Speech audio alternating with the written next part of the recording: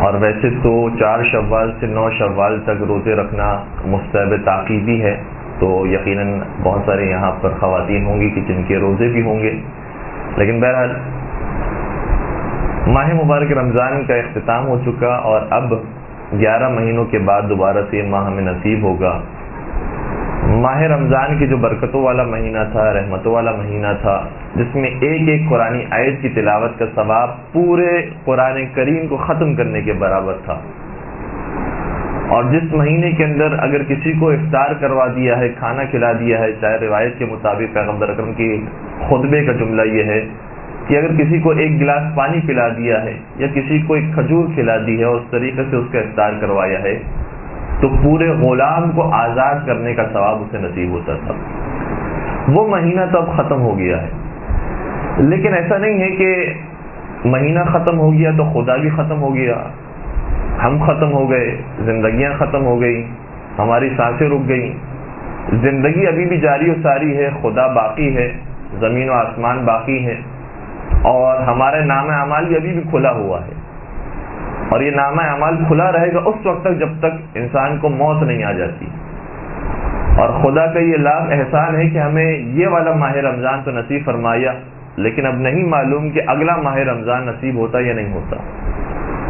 خدا سے دعا یہی ہے کہ انشاءاللہ اگلا ماہ رمضان میں نصیب ہو، اور اسی طریقے سے ہم ماہ رمضان میں ہر مرتبہ اعمال اور عبادتیں انجام دیتے رہیں، لیکن کوئی گارنٹی نہیں ہے۔ لہٰذا یہ جو اعمال کا سلسلہ ماہ رمضان میں ہم نے شروع کیا تھا، تلاوت قرآن کریم کا سلسلہ جو شروع کیا تھا، لوگوں کو افطار کروانے کا سلسلہ شروع کیا تھا، بھوک اور پیاس برداشت کر رہے تھے اور ہم نے روزے رکھے تھے، گرچہ وہ روزے واجب تھے اور اب واجب نہیں ہیں، لیکن روزے حرام تو نہیں ہو گئے ہیں، نمازیں حرام تو نہیں ہو گئی ہیں، دوسروں کو کھانا کھلانا حرام تو نہیں ہو گیا ہے۔ جس طریقے سے ماہ رمضان میں انسان نے ٹریننگ حاصل کی تھی اور نیک اعمال کی طرف آیا تھا، اللہ کے راستے کی طرف آیا تھا، وہ اللہ اب بھی موجود ہے، اور وہ اب بھی ہمارے نام اعمال کو دیکھ رہا ہے، لکھ رہا ہے، اس کے فرشتے لکھ رہے ہیں۔ لہذا اس سلسلے کو توڑنا نہیں ہے، جاری رکھنا ہے۔ اور قرآن کریم نے یہ پیغام کئی جگہوں پر دیا ہے۔ ایک جگہ پر جو ابھی سرنامہ کلام میں آپ کی خدمت میں آیت بیان کی، ارشاد ہوتا ہے وَسَارِعُوا إِلَىٰ مَغْفِرَةٍ مِّن رَبِّكُمْ وَجَنَّةٍ۔ سارعوا کا مطلب ہوتا ہے جلدی کرو، جلدی کرو، انتظار نہ کرو کسی چیز کا، انتظار نہ کرو کسی مہینے کا، محرم کا انتظار نہ کرو، رمضان کا انتظار نہ کرو، ماہ رجب کا انتظار نہ کرو، جلدی کرو۔ کس چیز کے اندر جلدی کرو؟ ویسے تو ایک معروف مقولہ ہمارے یہاں یہ ہے کہ جلدی کا کام شیطان کا کام ہوتا ہے، لیکن قرآن کریم نے خود کہا ہے کہ جلدی کرو۔ کس چیز میں جلدی کرو؟ وَسَارِعُوا إِلَىٰ مَغْفِرَةٍ مِّن رَبِّكُمْ وَجَنَّةٍ، خدا کی مغفرت حاصل کرنے میں اور خدا کی جنت کو حاصل کرنے میں جلدی کرو، جلدی کرو۔ جب تک تم زندہ ہو جلدی کر لو، پھر زندگی کے بعد پھر نام اعمال بند ہو جانے والا ہے، پھر نہیں معلوم کہ ہمارا نتیجہ کیا برآمد ہوتا ہے۔ ابھی جو زندگی ملی ہوئی ہے، ابھی جو سانسیں جاری ہیں، اس میں جلدی کر لو۔ اور یہ سانسیں بھی جو جاری ہیں، یہ بھی خدا کی دین ہے کہ جو جاری ہیں، جب خدا ان سانسوں کو روکنا چاہے تو روک لے۔ قرآن کریم کے اندر آیت آتی ہے وَلِلَّهِ مُلْكُ السَّمَاوَاتِ وَالْأَرْضِ، پروردگار کے لیے زمین و آسمان کی ساری ملکیت ہے۔ تو ہمارے جو اعضاء و جوارح ہیں یہ بھی خدا کے اختیار میں ہیں۔ جب خدا، اب ہمیں کچھ کرنے کی ضرورت نہیں، خدا صرف اپنا لطف و کرم ہماری سانسوں پر سے ہٹا لے تو یہ سانسیں بند ہو جائیں گی، پھر جتنی بھی کوشش کر لیں، جتنی بھی توانائی لگا دیں، پھر سانس نہیں آئے گی۔ ابھی جو دل کی دھڑکن جاری ہے، خدا کا لطف و کرم ہے جو جاری ہے۔ اگر خدا نہ چاہے تو یہ لطف و کرم ختم ہو جائے اور دھڑکنیں وہیں پر رک جائیں، آدمی مر جائے۔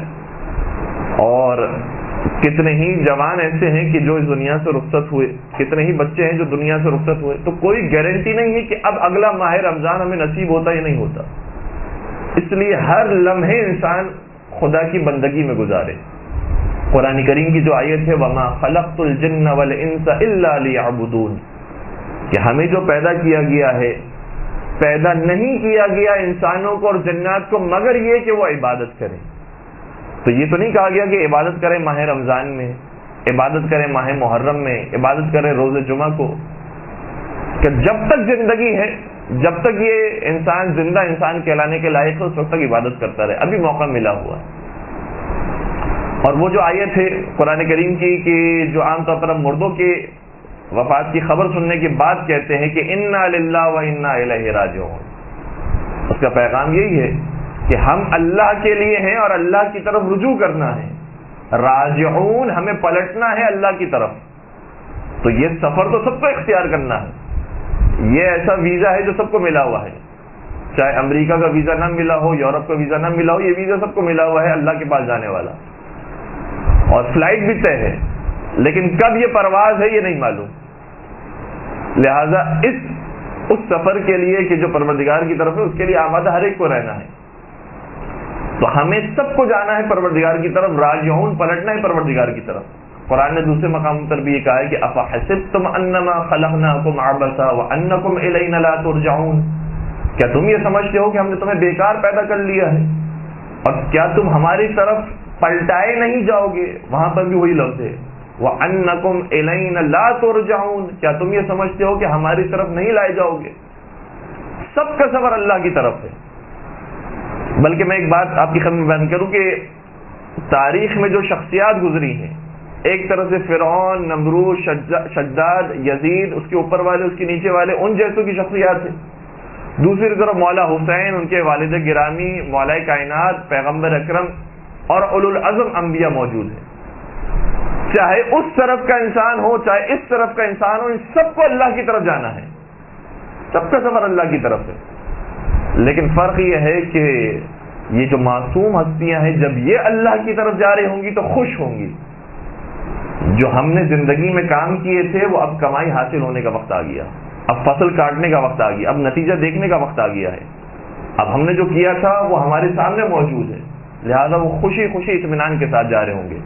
اسی لیے قرآن کریم کی جو آیت ہے مولا حسین کے بارے میں بطور خاص آتا ہے، آواز غیبی کربلا کے میدان میں کیا آئی تھی؟ یا ایتھا النفس المطمئنہ ارجعی الی ربک راضیۃ مرضیہ، اے نفس مطمئنہ اپنے رب کی طرف پلٹ آ۔ وہاں پر بھی پلٹنا ہے، مولا حسین کو بھی آنا ہے پروردگار کی طرف۔ ارجعی وہی لفظ ہے، راجعون، ارجعی، ترجعون، یہ سب کا روٹ ورڈ ایک ہی ہے، رجع، رجوع کرنا ہے اللہ کی طرف۔ اے نفس مطمئنہ پلٹ آ، رجوع کر اپنے رب کی طرف۔ لیکن حالت کیا ہے اس نفس مطمئنہ کی؟ کہ راضیۃ مرضیہ، یہ اپنے رب سے راضی ہے اور اس کا رب سے راضی ہے۔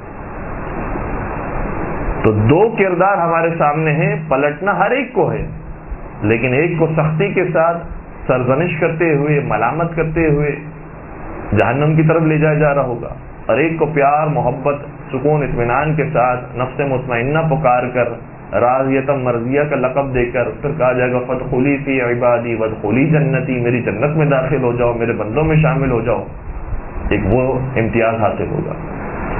تو خدا ابھی بھی موجود ہے، زندگیاں ہماری ابھی بھی جاری ہیں، لہٰذا وہ ذمہ داری کی جو ماہ رمضان میں انجام دے رہے تھے، انشاءاللہ اب جو باقی ایام ہے اور زندگی جب تک جاری ساری ہے اس میں بھی انشاءاللہ کوشش کرے کہ انجام دے۔ درود پڑھ دیجیے محمد و آل محمد۔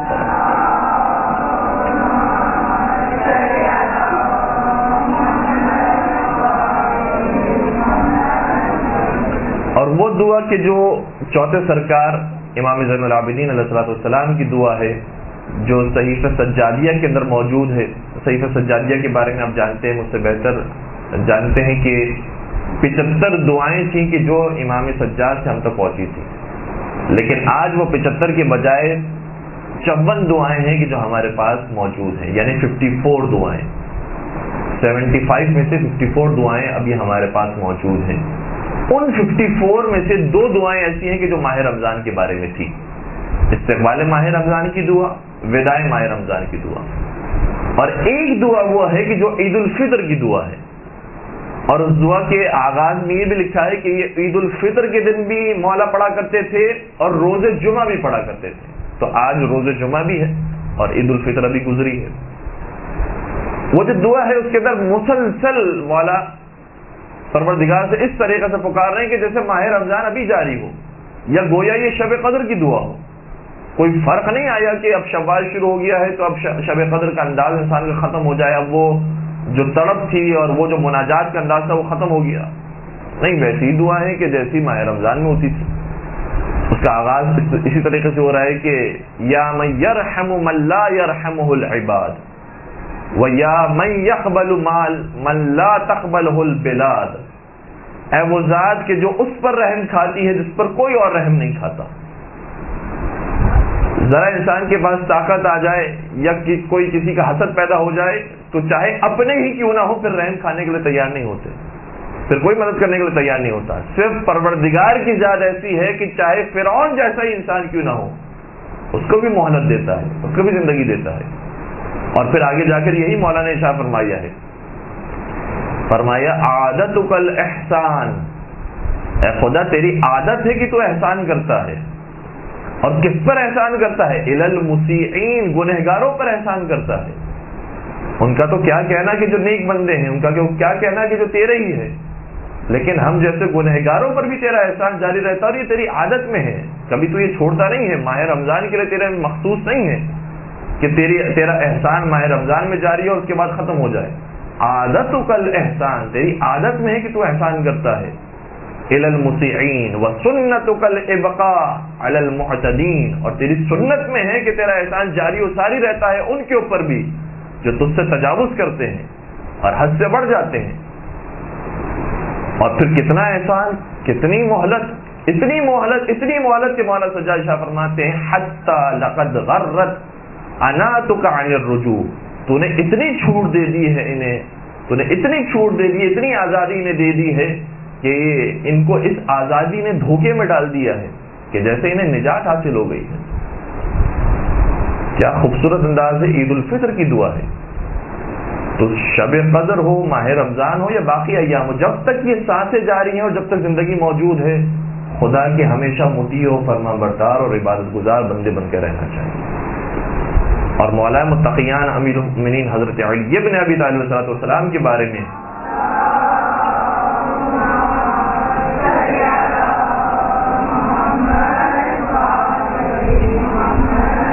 جب ان کی کنیز سے معلوم کیا گیا کہ تم نے علی مرتضیٰ کو کیسا پایا، تو انہوں نے یہی سوال کیا تھا کہ میں تمہیں تفصیل سے کھول کر بتاؤں کہ کیسے تھے علی مرتضیٰ گھر کے اندر، یا تمہیں مختصر بیان کروں؟ تو کہا مختصر بیان کرو. کہنے لگی کہ بس علی مرتضیٰ کے بارے میں مختصراً یہ سن لو کہ علی مرتضیٰ کا ماہ رمضان اور ماہ شوال ایک جیسا ہوتا تھا، کوئی فرق نہیں ہوتا تھا. جیسے ماہ رمضان میں عبادت گزار تھے ویسے ماہ شوال کے اندر بھی تھے. ایسا نہیں تھا کہ ماہ رمضان کے بعد آزادی ہو گئی، چھٹی ہو گئی، اب جو کام نہیں کیے تھے وہ تو کیے تھے، لیکن اب وہی دنیا والوں کے راستے کی طرف انسان آ جائے. جیسے ماہ رمضان میں تھے ویسے ماہ شوال میں تھے اور ساری زندگی ایسے گزاری انہوں نے.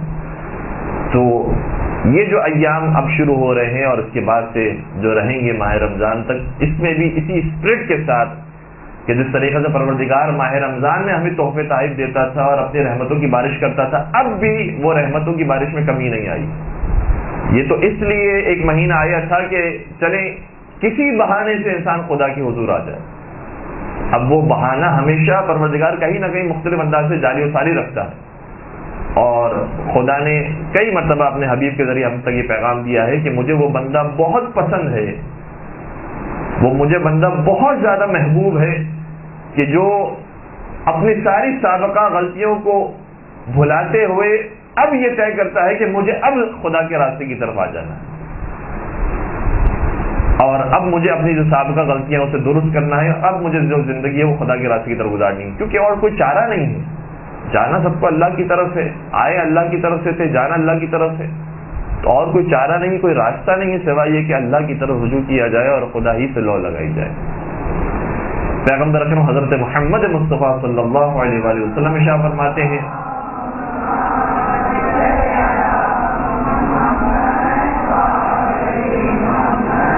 مختلف الفاظ کے ساتھ یہ حدیث ہم تک پہنچی ہے، لیکن وہ جملے کہ جو امالی شیخ طوسی کے اندر موجود ہیں وہاں سے میں آپ کو بیان کر رہا ہوں. اور ویسے تو شاید یہ ایک تفصیلی روایت ہے یا جناب ابو ذر غفاری سے پیغمبر اکرم نے مخاطب ہو کر ارشاد فرمایا ہے، اور جناب ابو ذر غفاری کی بار بار پیغمبر اکرم سے ملاقات ہوا کرتی تھی. اور ایسا محسوس ہوتا ہے کہ کئی ساری روایتوں میں ایسا بھی آیا ہے کہ پیغمبر اکرم جب مسجد میں تشریف لاتے اور کوئی موجود نہیں ہوتا اس وقت ابو ذر غفاری موجود ہوتے تھے. اور کئی سارے سوالات انہوں نے ایسے موقع پر کیے ہیں کہ جب کوئی نہیں تھا پیغمبر اکرم کے ہمراہ.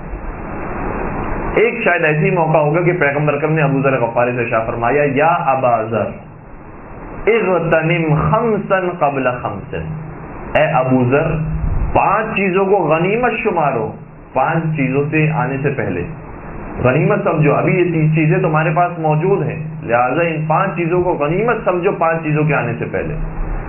کون سی چیز؟ فرمانے لگے شبابک قبل حرمک، اپنی جوانی کو غنیمت سمجھو قبل اس کے کہ بوڑھے ہو جاؤ۔ ابھی طاقت ہے، ہمت ہے، ذہن کام کر رہا ہے، بیماریاں نہیں لگی ہوئی ہیں، وقت موجود ہے، جتنا کام کر سکتے ہو ابھی کر جاؤ۔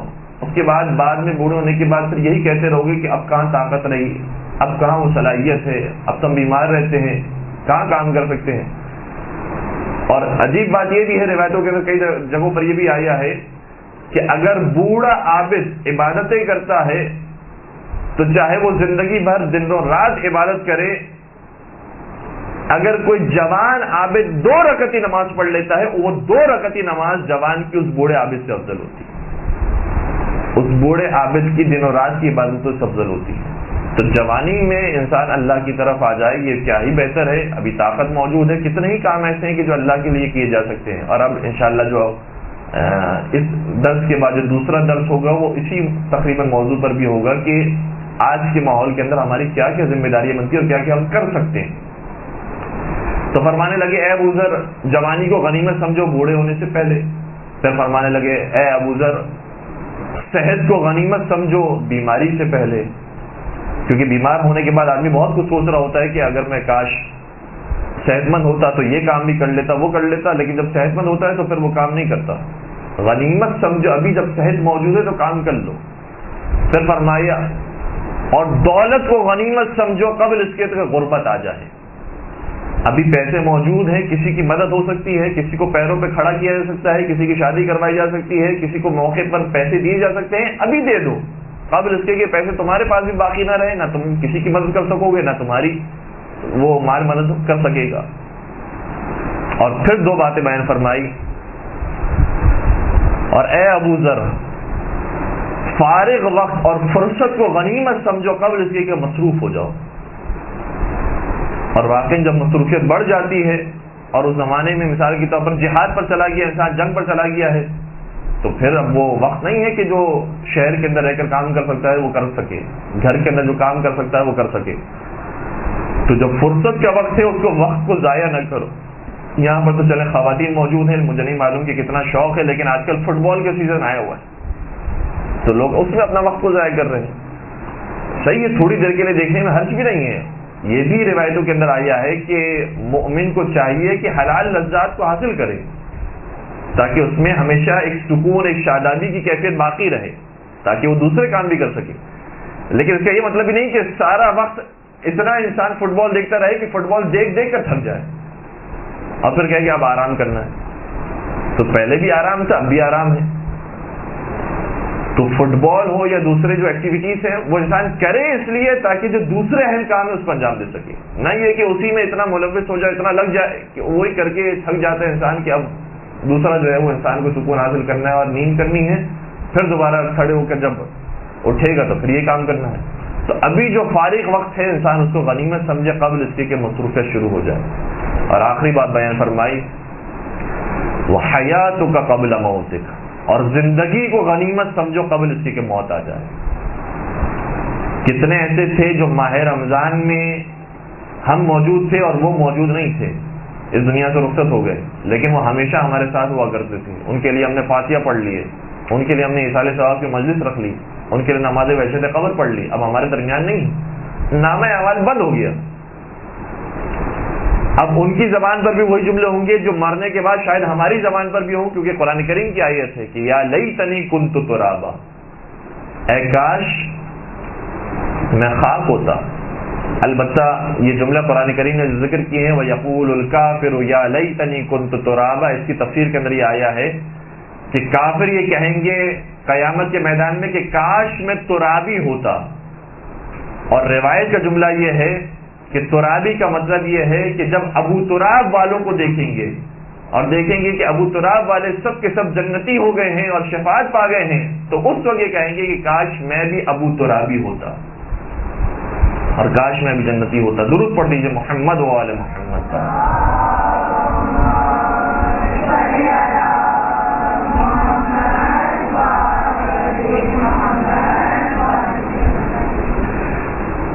ایک مسئلہ ہمارے یہاں کا، اور وہ تو ہر جگہ کا ہے، انسانی فطرت کے اندر شاید یہ بات موجود ہے، مزاج انسان کا ایسا ہے کہ جیسا معاشرہ چل رہا ہوتا ہے ہم بھی ویسے ہی چلتے ہیں. معاشرہ جو ہے وہ شب قدر کو عبادتیں کرتا ہے، ہم بھی عبادتیں کرتے ہیں.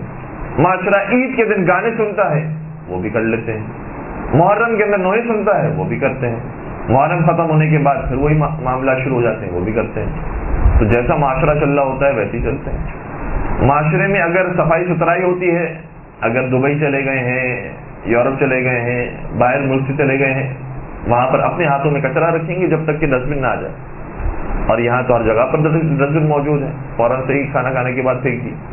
تو چونکہ پورا معاشرہ ایسا ہے ہم بھی ویسے ہی ہو گئے، اور وہاں کا معاشرہ چونکہ ویسا ہے، اچھا ہے، صاف ستھرا ہے، ہم ویسے ہو گئے. تو اگر اس طریقے سے انسان نے زندگی گزاری، اور یہ بھی قرآن کریم کی آیت ہے کہ جو جہنم میں جانے والے ہیں ان کی حالت دیکھ کر جنتی جب سوال کریں گے کہ تم جہنم میں کیسے آ گئے، تو ان کے 4 جوابات میں سے ایک جواب یہ بھی ہوگا وَكُنَّا نَخُوضُ مَعَ الْخَائِضِينَ، اور ہم دنیا والوں کی طرح رہا کرتے تھے. دنیا والے اگر برے ہو جاتے تھے تو ہم بھی برے، اگر وہ اچھے ہو جاتے تو ہم بھی اچھے ہو جاتے تھے. تو خود ہمارا کوئی دین ایمان نہیں تھا، ہم کوئی سمجھ بوجھ نہیں رکھتے تھے کہ کہاں حق ہے، کہاں باطل ہے، کہاں اچھائی ہے، کہاں برائی ہے. جیسے دنیا والے کر رہے ہیں ویسے چلا کرتے تھے. اگر یہاں پر حجاب کیا جاتا ہے تو حجاب میں رہتے تھے، اگر باہر حجاب نہیں کیا جاتا، برا سمجھا جاتا ہے، سارے لوگ بد حجاب ہوتے ہیں، بے حجاب ہوتے ہیں، تو وہاں پر ویسے ہو جاتے تھے. تو اکثریت کا مزاج یہ ہوتا ہے کہ جو دنیا کر رہی ہے ویسے ان کے ساتھ ساتھ چلتے ہیں. یہ نہیں دیکھتے کہ کہاں پر راستہ سیدھا ہے اس طریقے سے جائیں. اور انبیاء کرام کا، بالخصوص پیغمبر اکرم کا، آل رسول کا طریقہ کار یہ ہوتا تھا کہ دنیا والے جو کر رہے ہیں اگر غلط کر رہے ہیں تو ان کے برخلاف عمل کرتے تھے. اگر وہ اپنی بیٹیوں کو زندہ درگور کر رہے ہیں تو پیغمبر اکرم فاطمہ زہرا کے احترام میں کھڑے ہو جاتے تھے، ان کے ہاتھوں کو بوسہ دیتے تھے، اپنی مسند پر بٹھاتے تھے. تو اگر وہ بد اخلاق ہیں، اگر وہ بد تہذیب ہیں، تو ہمارے لیے تو یہ نہیں بنتا کہ ہم بھی بد تہذیب ہو جائیں. تو ماہ رمضان کے بعد صحیح ہے دنیا والوں نے چھوڑ دی عبادتیں، دنیا والوں نے چھوڑ دی دینداری، لیکن ہمیں تو اتنی سمجھ بوجھ ہے، ہمیں تو معلوم ہے کہ کیا صحیح ہے کیا غلط ہے، لہذا اس راستے کو نہیں چھوڑتے. ایک دین ہے جس کا نام ہے آئین بودا، اور اس آئین بودا کا جو سربراہ ہے اس کا نام بھی بودا ہے، البتہ اس کا نام کچھ اور تھا لیکن مشہور ہو گیا بودا کے نام سے. اور بودا دراصل ایک درخت کا نام تھا جس درخت کے نیچے وہ عبادتیں کرتا تھا. یہ بودا کسی سلطان کا بیٹا تھا، کسی بادشاہ کا بیٹا تھا، اور اس بودا کی قبر میرے خیال سے ملیشیا کے اندر موجود ہے، اور اس کے کئی سارے مجسمے بھی ملیشیا میں پائے جاتے ہیں. یہ بودا جب پیدا ہوا تو باپ یہ چاہتا تھا، جیسے ہر بادشاہ کی خواہش ہوتی ہے اور ہمارے وزیروں کی بھی یہ خواہش ہوتی ہے کہ ان کا بیٹا بھی وزارت کے اندر آئے، ان کا بیٹا بھی سیاست کے اندر آئے، ان کے بیٹے کو بھی کوئی نہ کوئی حکومت کے اندر عہدہ مل جائے. تو اس سلطان کو بھی خواہش یہ تھی کہ جو جس بیٹے کی ولادت ہوئی ہے اس کو بڑا ہو کر واقعی بڑا سلطان بنائے کہ پوری دنیا پر یہ حکومت کر سکے. اس نے بڑے بڑے حکیموں سے مشورے لیے، جو پڑھے لکھے لوگ تھے ان سے مشورے لیے کہ کیا کرنا چاہیے، اگر میں اس کو پوری دنیا کا حکمران بنانا چاہتا ہوں تو مجھے کیسے اس کی تربیت کرنی چاہیے. کہا کہ اگر تم پوری دنیا کا حکمران بنانا چاہتے ہو تو اس کی تربیت ایسے کرو کہ اسے کسی قسم کی کوئی تکلیف نہ پہنچے، خوشی کے اندر، سکون کے اندر، اطمینان کے اندر یہ پروان چڑھے، جوان ہو تو اس میں وہ طاقت، وہ قوت ہوگی کہ یہ پوری دنیا پر حکومت کر سکے گا. کیا ٹھیک ہے، اب اس کے لیے کیا کرنا ہوگا؟ کیا اس کے لیے کہ ہم الگ سے محل تعمیر کرواتے ہیں جس کے اندر ہر دنیا کی ہر قسم کی سہولتیں موجود ہیں، اس کے پاس نوکر چاکر موجود ہیں، ہر قسم کی فیسلٹی موجود ہے، یہ اسی ماحول کے اندر پروان چڑھتا رہے گا اور کوئی تکلیف جب نہیں پہنچے گی تو یہ دنیا کا بادشاہ بن جائے گا. بادشاہ نے کام کرنا شروع کیا اور یہ بچہ پیدا ہوا. اس کے بعد لڑکپن اس کا گزرا نوجوانی میں جب یہ داخل ہوا اور ابھی اسی عیش و عشرت کے ماحول کے اندر رہتا تھا کہ جو چیز اس سے مانگی وہ حاضر ہوگی، جیسا کھانا مانگا وہ آ گیا، جیسا لباس مانگا وہ آ گیا، جیسا بستر مانگا وہ آ گیا، جو خواہش کی وہ آ گئی. ابھی جب نوجوانی میں داخل ہوا تو اس کے ذہن میں ایک سوال آیا، اور اس کا ایک مشیر تھا، اس کا ایک دوست تھا، وہ آیا کرتا تھا اس سے بات چیت کرنے کے لیے. اس کو وہ سوال تھا کہ مجھے یہ بتاؤ کہ یہ جو محل ہے یہ تو ویسے بہت بڑا ہے، اس کے اندر ساری سہولیات آسائشیں موجود ہیں، لیکن مجھے یہ بتاؤ کہ اس محل کے باہر کیسی زندگی ہوتی ہے، اس محل کے باہر کیا ہوتا ہے. اب مشیر کو کہا گیا تھا کہ اسے کوئی ایسی بات نہ کہنا کہ جس سے تکلیف ہو جائے، لہذا کہا کہ شہزادے بالکل ایسی ہی زندگی ہے جیسے آپ کی زندگی ہے، ویسی سب کی باہر بھی زندگی ہے، سب کے محلات ہیں، سب اسی طرح ہنسی خوشی رہتے ہیں، خوشحال رہتے ہیں. کہ اچھا، بہت اچھی بات ہے، تو چلو ہم باہر چلتے ہیں، دیکھتے ہیں کہ باہر لوگ کس طریقے سے رہتے ہیں. اب یہ روکنے کی بہت کوشش کرتا ہے کہ نہیں، میں نے آپ کو کہا نا کہ آپ کی طرح ہی رہتے ہیں اور آپ کی طرح ہی اٹھتے بیٹھتے ہیں، جو چاہتے ہیں مل جاتا ہے، اور یہ چیزیں وہ چیزیں. تو کہا نہیں، میرا دل چاہتا ہے میں باہر دیکھوں. اچھا، اسے ایک مرتبہ تو روک لیا. بادشاہ تک بھی بات پہنچی. بادشاہ نے پھر اپنے حکیموں کو بلایا کہ بھائی یہ تو باہر جانا چاہتا ہے، باہر کی جب زندگی دیکھے گا اور دیکھے گا کہ وہاں تو غریب بھی موجود ہیں، ضرورت مند بھی موجود ہیں، اور پھر ان کی ایسی حالت دیکھے گا، دنیا کو دیکھے گا تو تکلیف ہوگی، تو پھر اگر اس سے تکلیف ہوگی تو وہ پوری دنیا کا بادشاہ نہیں بن سکے گا. کیا کیا جائے؟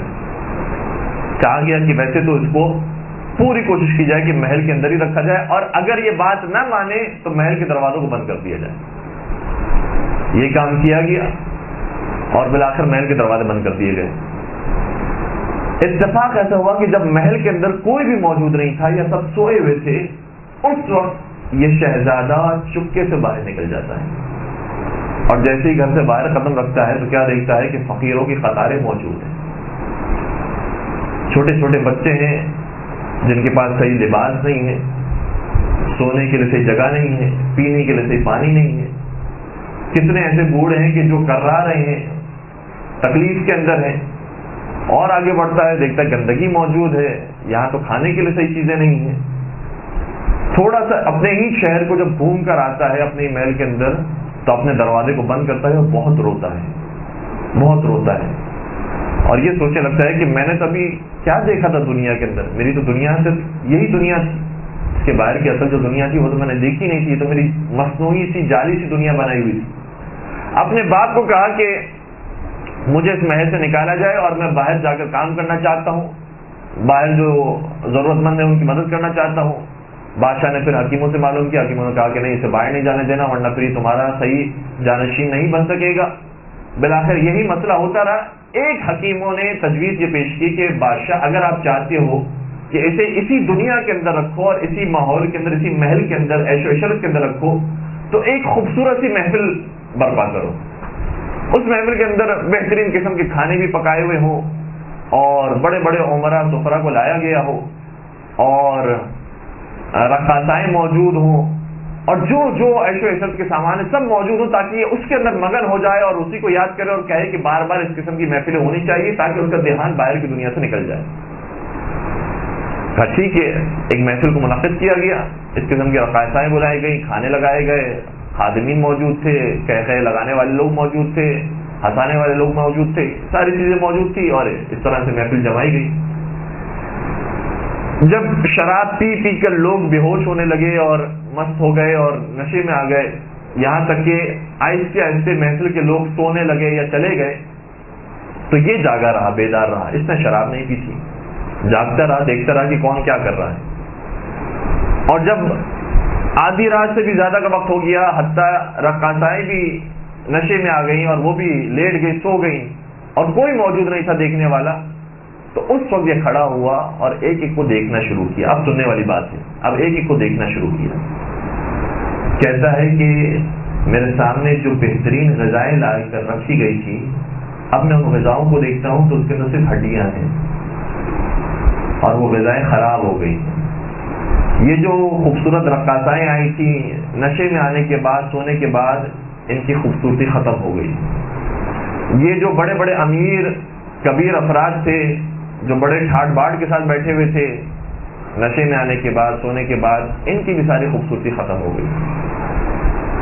پھر باہر نکلا اور پھر باہر نکل کر دیکھا کہ میں جو چیز دیکھتا ہوں صحیح ہے، بظاہر عارضی طور پر کچھ چیزیں ایسی ہیں جو خوبصورت نظر آتی ہیں، کچھ چیزیں ایسی ہیں جو بہترین اچھی نظر آتی ہیں، لیکن ایک قانون اس کے ذہن میں بنا، اور وہ قانون بہت اہم ہے جو ہمارے آپ کے سب کے ذہنوں میں ہونا چاہیے۔ وہ قانون یہ ہے کہ صحیح ہے ہر چیز خوبصورت ہوتی ہے، لیکن ہر خوبصورتی کو زوال ہے۔ ہر خوبصورتی ایک نہ ایک دن زائل ہو جاتی ہے، ختم ہو جاتی ہے۔ جو اچھے سے اچھا کھانا ہو وہ سڑ جاتا ہے، برباد ہو جاتا ہے۔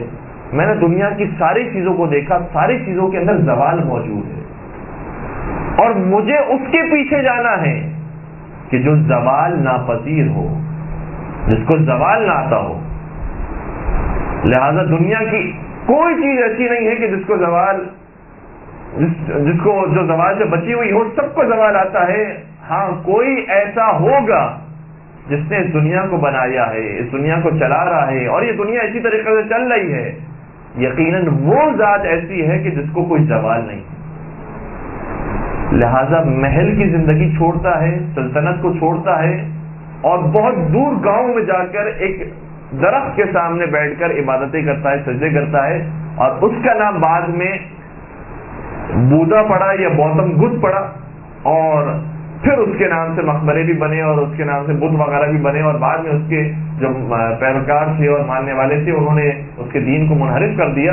لیکن خود اس کا جو نظریہ تھا، البتہ اس کے اندر بہت سارے نظریات منحرف بھی ہو سکتے ہیں، انحرافی نظریات بھی ہو سکتے ہیں، مگر جو اس کے بنیادی نظریات میں سے تھا کہ جس کی وجہ سے اس کی پوری زندگی تبدیل ہو گئی، وہ زندگی کی تبدیلی کی وجہ یہ تھی کہ اس نے دنیا کی ہر چیز کو دیکھ لیا کہ ہر لذیذ چیز اور ہر بہترین اور خوبصورت چیز کو زوال حاصل ہے۔ کوئی بھی چیز ایسی نہیں ہے جو لازوال ہو سوائے ایک ذات کے۔ لہذا پوری دنیا کو چھوڑ دیا اور اس لازوال کی عبادت کرنا شروع کر دیا۔ یہ جو فلسفہ ہے زندگی کا، یہ مسلمانوں کے اندر بھی ہے، قرآن کریم کا دیا ہوا فلسفہ ہے کہ دنیا کی ہر چیز فانی ہے سوائے ذات پروردگار کی۔ کل شیء فان، دنیا کی ہر چیز فنا ہو جانے والی ہے سوائے ایک ذات کے۔ لہذا اس ذات کے پیچھے جانا ہے اور اس ذات تک ہمیشہ ہمیشہ اس کے لو لگا کے رکھنی ہے۔ ایک درود پڑھ لیجیے گا، محمد و آل محمد۔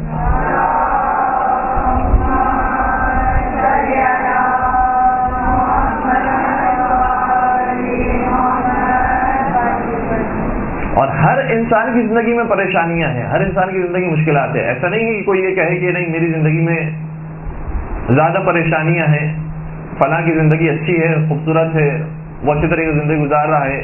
امیر انسان ہو، مشہور انسان ہو، بظاہر باعزت انسان ہو، با منصب انسان ہو، ہر انسان کی زندگی میں پریشانیاں ہیں۔ بلکہ اب تو شاید شریف خاندان پر زیادہ پریشانیاں ہیں، چاہے آپ وہ اسمی شریف لیں یا مانوی شریف لیں،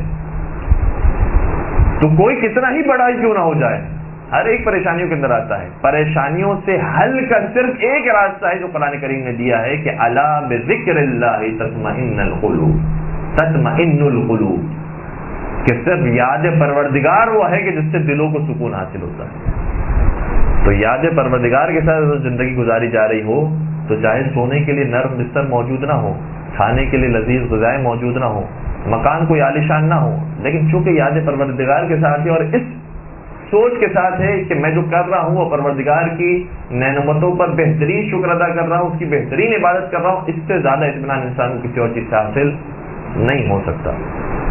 کربلا کے میدان میں مولا حسین سب کچھ قربان کرنے کے بعد جو فوج یزیدی ہے وہ گواہی دیتی ہے کہ مولا کے چہرے کی نورانیت میں مزید اضافہ ہوتا تھا، ان کے اطمینان میں، ان کے سکون میں مزید اضافہ ہوتا تھا کہ جو میں کام کرنے جا رہا ہوں اس کام کو خدا دیکھ رہا ہے اور اس سے بہتر کام نہیں ہے جو مجھے انجام دینا ہے۔ کربلا کے میدان میں صبح عاشور ایک واقعہ ملتا ہے کہ بریر حمدانی اپنے اصحاب سے، اپنے ساتھیوں سے مذاق کر رہے تھے، تو عبد الرحمن انصاری نے اسے کہا کہ تمہیں کیا ہو گیا ہے، آج جہاد کا دن ہے، آج عاشور کا دن ہے، آج لڑنے کا دن ہے، تمہیں مذاق پوجا ہوا ہے، تم مذاق کر رہے ہو؟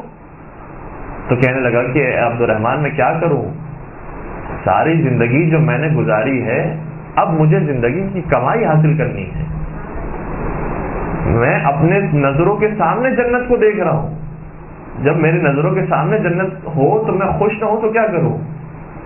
صرف ایک وار کا، صرف ایک تلوار کا فاصلہ ہے. یہ وار میرے اوپر آئے گا، میں مروں گا، مجھے جنت مل جائے گی. نواسے رسول کے ساتھ ہوں، نواسے رسول کے حکم کے مطابق جنگ لڑ رہا ہوں، اس سے بڑی بہترین زندگی کیا ہو سکتی.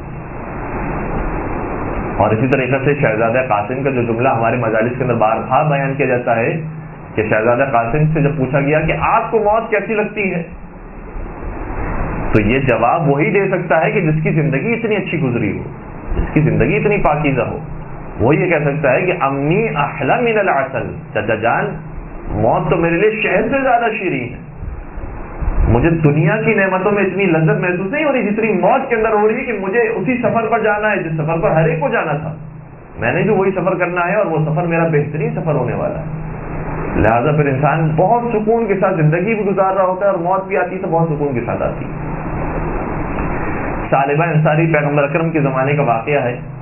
ثعلبہ انصاری پیغمبر اکرم کے صحابی ہیں اور پیغمبر اکرم کے پیچھے صف اول کے اندر نماز پڑھا کرتے تھے. بار بار آتے ہیں پیغمبر اکرم سے عرض کرتے ہیں کہ یا رسول اللہ آپ میرے لیے دعا کریں،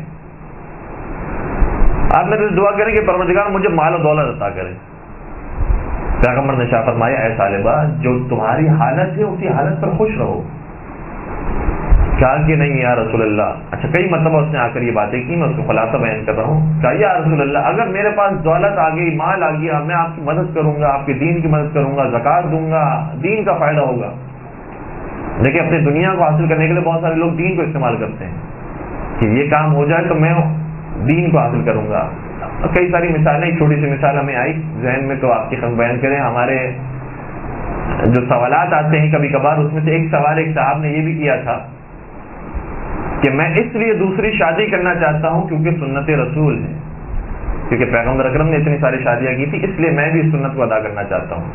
تو سہارا اسی سنت کا، سہارا اسی دین، حدیث، قرآن کا، اسلام کا سہارا لیا جاتا ہے، لیکن کام جو ہے وہ انہیں اپنا نکلوانا ہوتا.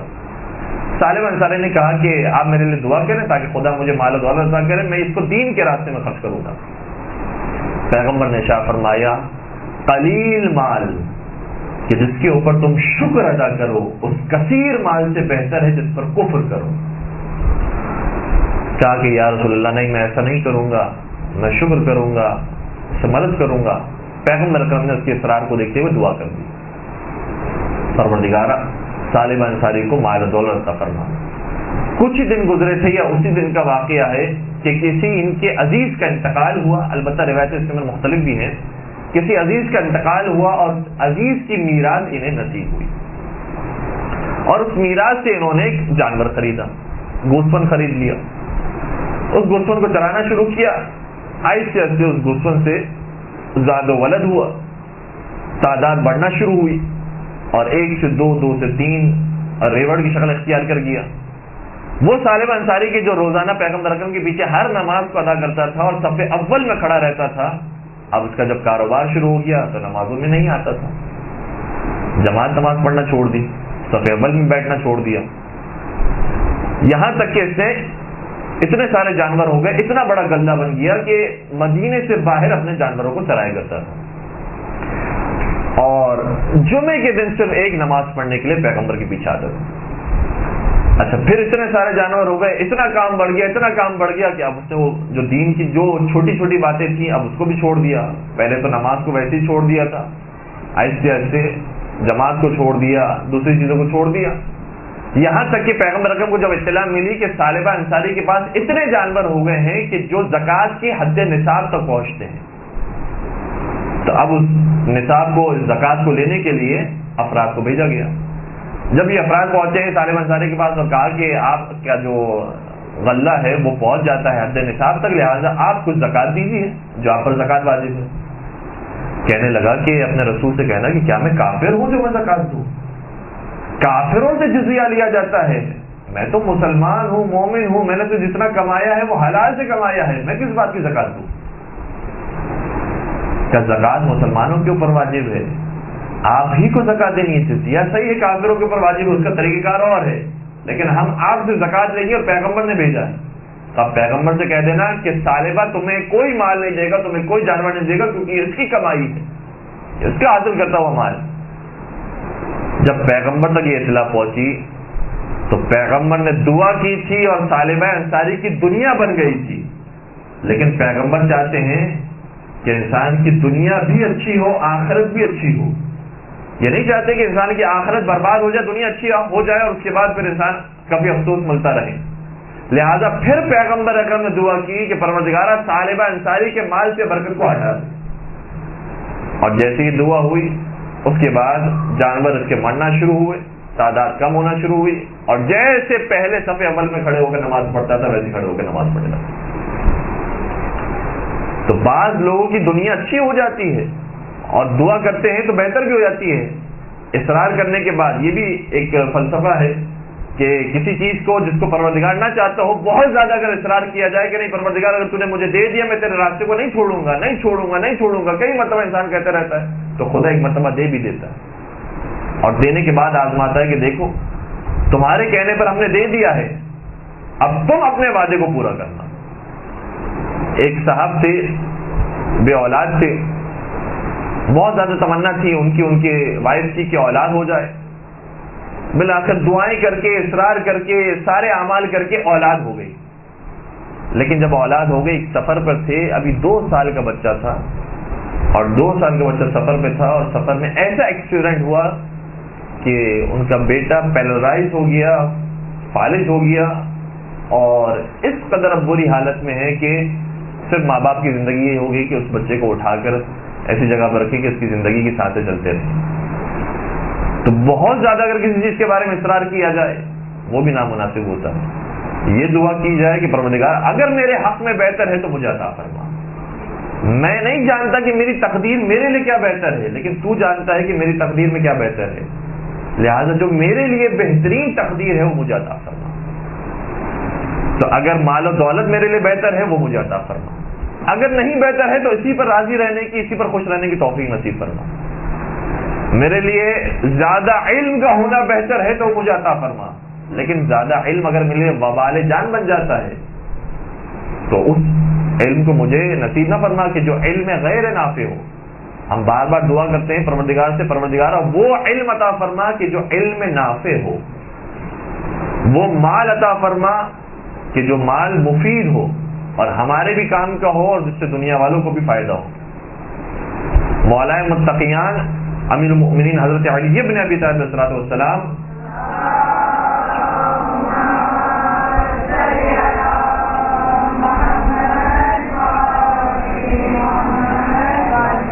ان کی زندگی کے اندر کئی مرتبہ ایسے موقع آیا ہے کہ کھانے کے لیے کچھ موجود نہیں تھا۔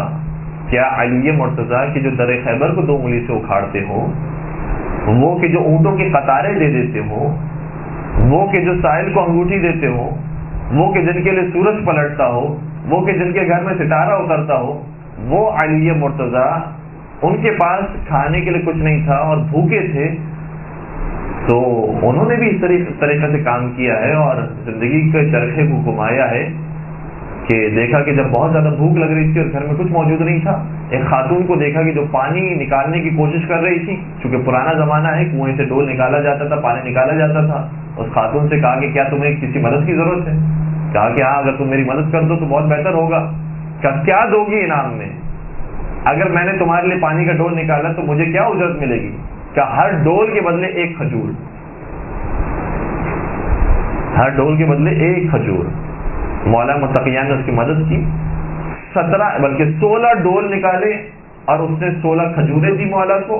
مولا وہ کھجوریں لے کر جب مسجد کی طرف آئے تو دیکھا پیغمبر اکرم موجود تھے، پیغمبر اکرم کے سامنے پیش کی کہ یا رسول اللہ آپ یہ کھجوریں تناول فرمائیں، اور پھر مولا کائنات نے بھی ان کھجوروں سے تناول فرمایا اور رسول اکرم نے بھی ان کھجوروں سے تناول فرمایا۔ تو ضروری نہیں ہے کہ دینے کے لیے انسان کے پاس بہت ہو، مال و دولت ہو، تب جا کر انسان یہ باتیں کرے کہ میرے پاس ہو تو پھر میں دوں گا۔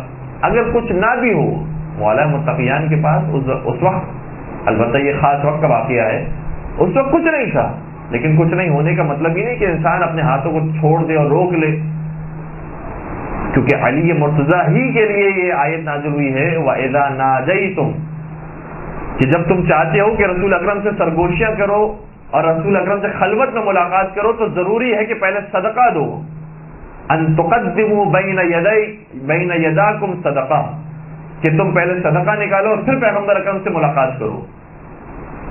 تمام مفسرین نے بات لکھی ہے، چاہے اہل سنت ہو چاہے اہل تشیع ہو، کہ صرف واحد علی مرتضیٰ تھے جنہوں نے اس آیت پر عمل کیا، اور جن کے پاس کچھ موجود نہیں تھا صدقہ دینے کے لیے، لیکن اس کے باوجود انہوں نے ملاقات رسول کو نہیں چھوڑا اور 1 دینار قرضے میں لیا، اس 1 دینار کے 10 درہم بنائے اور 10 درہم کو ایک ایک کر کے صدقہ دیا کرتے تھے، اور 10 مرتبہ پیغمبر اکرم سے ملاقات کی ہے. یہاں تک کہ پھر یہ آیت منسوخ کر دی گئی اور کہا گیا کہ اے مسلمانوں، تم اس آیت پر عمل نہیں کر سکتے ہو، لہٰذا تمہارے لیے وہی آزادی ہے کہ تم جب چاہو پیغمبر اکرم سے ملاقات کرو. لیکن اتنا طے ہو گیا کہ صرف مولا متقیان وہ ہیں کہ جو کچھ نہ ہونے کے باوجود بھی راہ خدا میں صدقہ دیتے ہیں اور پیغمبر اکرم سے ملاقات کا شرف حاصل کرتے ہیں. درود پڑھ دیجئے محمد و آل محمد.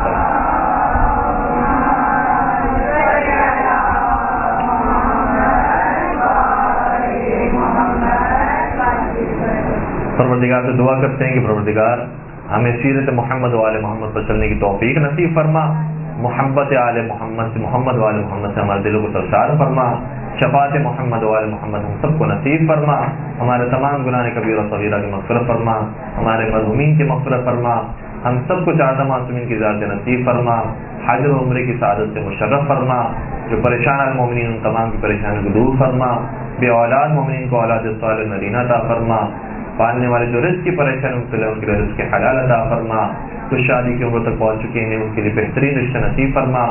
پروردگار تمام مظالم سے انتقام کے لیے اپنے آخری حجت اور ہادی امام عصر والزمان کے ظہور میں تعجیل فرما، ہمیں ان کے اعوان و انصار عاشقین و محبین شمار فرما. ربنا تقبل منا انك انت السميع العليم وتب علينا انك انت التواب الرحيم برحمتك يا ارحم الراحمين.